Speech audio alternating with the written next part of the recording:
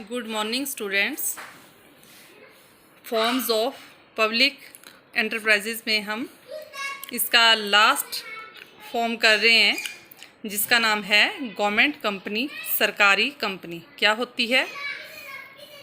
Means A company which has a minimum of 51% of the paid up share capital in the name of the central government or state government or partially the central government and partially one or more state government। इसका अर्थ ये हुआ कि सरकारी company का अभिप्राय एक ऐसी कंपनी से है जिसकी पेड अप कैपिटल, अब पेड अप कैपिटल क्या होती है मैं बाद में बताती हूँ आपको।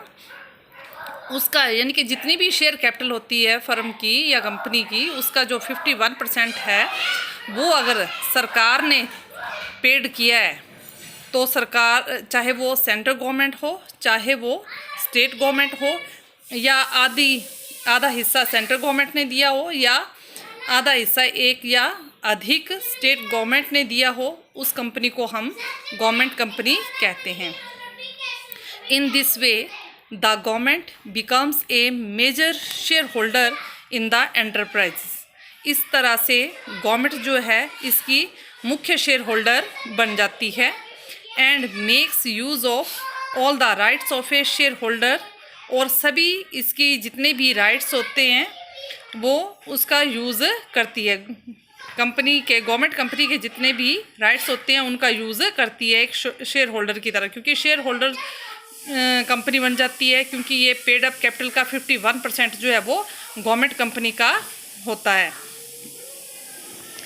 इस तरह से through the medium of the ministry concern और द कैबिनेट और the head of the state, यानी कि जितने भी उपक्रम में इस एंटरप्राइजेज में मंत्रालय होता है संबंधित, या कैबिनेट या राज्य के प्रमुख माध्यम से एक अंशधारी की जितनी भी राइट्स होती हैं उनका प्रयोग भी करती है। तो अगर आपने ये नीचे वाला ना कहना हो तो आपने यहाँ तक बोल देना है कि सरकारी कंपनी वो कंपनी होती है जिसकी पेड अप कैपिटल का 51% जो है वो गवर्नमेंट के पास हो, चाहे वो गवर्नमेंट सेंट्रल गवर्नमेंट हो, चाहे स्टेट गवर्नमेंट हो, चाहे पार्शली सेंट्रल गवर्नमेंट हो या पार्शली स्टेट गवर्नमेंट एक हो, या एक से अधिक स्टेट गवर्नमेंट्स क्यों ना हो। अब इसके फीचर्स, फॉर्मेशन, इसकी स्थापना। तो इसकी स्थापना जो है वो कंपनीज एक्ट 1956 के अंडर ही की जाती है, क्योंकि ये गवर्नमेंट कंपनी है तो इसमें गवर्नमेंट डिपार्टमेंट नहीं है, इसमें गवर्नमेंट कंपनी शब्द लगा है, तो इसकी स्थापना भी 1956 एक्ट के अंतर्गत की जाती है। सेकंड है ऑनरशिप, स्वामित्व। तो इसकी जो पेड अप कैपिटल होती है उसका 51% तो गवर्नमेंट के पास होता है, यानी कि 51% हिस्सा जो है वो जितनी भी कंपनी की शेयर कैपिटल होती है उसमें से 51% जो है वो गवर्नमेंट ने पे किया होता है। तो इस तरह से स्वामित्व जो है वो सेंट्रल गवर्नमेंट या स्टेट गवर्नमेंट के पास होता है। Third, management. तो इसका मैनेजमेंट जो है वो डायरेक्टर्स के द्वारा किया जाता है। गवर्नमेंट के डायरेक्टर भी हो सकते हैं और प्राइवेट डायरेक्टर भी हो सकते हैं। फाइनेंसिंग, वित्त व्यवस्था। तो वित्त व्यवस्था इनकी दोनों लोगों से हो सकती है, सरकार से भी, गवर्नमेंट भी दे सकती है इनको फाइनेंस, और ये पब्लिक से भी फाइनेंस ले सकते हैं। अपॉइंटमेंट्स, नियुक्तियाँ। तो इनकी नियुक्तियाँ जो है वो कंपनी जो है वो अपनी शर्तों के आधार पर करती है, क्योंकि इसका जो संचालन है या कंपनी एक्ट के अंतर्गत इसकी स्थापना की जाती है, तो ये अपनी ही शर्तों पर अपॉइंटमेंट्स करती हैं। ये थे इसके फीचर्स। अब इसके मेरिट्स और उसके बाद डिमेरिट्स। तो मेरिट्स में है सबसे पहले इजी फॉर्मेशन, सरल स्थापना, क्योंकि इसकी स्थापना जो है वो कंपनी एक्ट के द्वारा की जाती है, इसलिए इसकी स्थापना करना सरल है। सेकंड है ऑटोनॉमी इन ऑपरेशन, संचालन में स्वतंत्रता। तो इसमें जो है वो गवर्नमेंट हस्तक्षेप, गवर्नमेंट की इंटरफेरेंस ज़्यादा नहीं होती, तो इसको ऑपरेट करना जो है वो इजी रहता है। Third, flexibility. जो इसके गवर्नमेंट कंपनी के रूल बना दिए जाते हैं वो बिना किसी कठिनाई के तुरंत बदले भी जा सकते हैं, सिचुएशन के अकॉर्डिंगली इनको चेंज भी किया जा सकता है। क्विक डिसीजन, शीघ्र निर्णय। इसका अर्थ ये हुआ कि अनावश्यक औपचारिकताएं, फॉर्मेलिटीज़ नहीं होती है, अननेसेसरी फॉर्मेलिटीज़ इसमें नहीं होती, इसलिए डिसीज़न लेना इजी है। और लास्ट है इजी फाइनेंसिंग। वित्त व्यवस्था भी इसकी इजी है, क्योंकि इन्हें अपनी जो है वो वित्त व्यवस्था, अपनी फाइनेंस की ज़रूरत को पूरा करने के लिए गवर्नमेंट पर डिपेंड नहीं रहना पड़ता। ये पब्लिक से भी अपना फाइनेंस मतलब पैसा ले सकती हैं।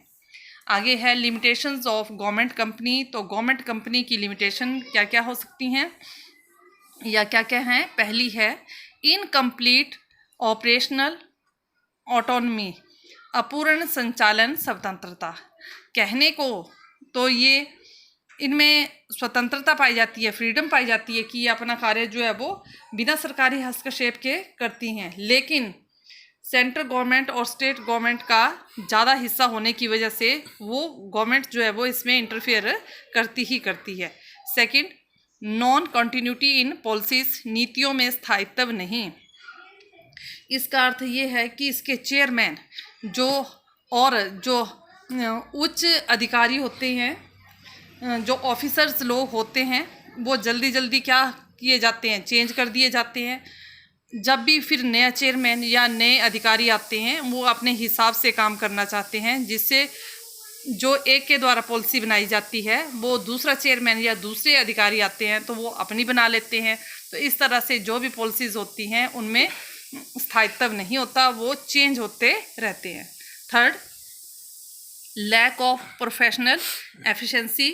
लैक ऑफ प्रोफेशनल एफिशिएंसी, इसका अर्थ ये हुआ कि इसमें जो भी प्रबंधक होते हैं, मैनेजर होते हैं, वो डायरेक्टर कहलाते हैं, जो डायरेक्ट करते हैं इसको, कंपनी को, वो अपने हिसाब से चलाते हैं। तो वो इतने जो है वो गवर्नमेंट के द्वारा अपॉइंट किए जाते हैं, तो वो इतने प्रोफेशनल नहीं होते, उनमें इतनी एफिशिएंसी नहीं होती कि वो गवर्नमेंट कंपनी को बड़े अच्छी तरह से चला सके। तो ये इसमें जो है वो कमी पाई जाती है। तो इस तरह ये 3 इसकी लिमिटेशंस थी। तो इस तरह से गवर्नमेंट कंपनी भी ख़त्म होगी। अब आपने इसमें जो पब्लिक सेक्टर था या पब्लिक एंटरप्राइजेज हैं, उसके 3 फॉर्म्स पढ़े हैं। पहला पढ़ा आपने डिपार्टमेंटल अंडरटेकिंग, सेकंड पढ़ा आपने स्टैट्यूटरी या पब्लिक कॉरपोरेशन, और थर्ड है गवर्नमेंट कंपनी। अब बुक में जो है, अगर आपके पास बुक है तो तीनों का एक कंपैरिजन दिया हुआ है, उसमें आपको क्लियर हो जाएगा कि तीनों क्या क्या काम करते हैं, तीनों का क्या अर्थ है और क्या क्या काम करते हैं, और इसमें कौन किसकी स्वामी है और किस तरह से कोई किसको ऑपरेट करता है। तो वो आप खुद कर लेना, तीनों का कंपैरिजन दिया हुआ है। अब एक क्वेश्चन लास्ट बचा इस चैप्टर में कि दोनों में डिफरेंस, प्राइवेट सेक्टर और पब्लिक सेक्टर में क्या डिफरेंस है, वो हम नेक्स्ट लेक्चर में करेंगे। Thank you.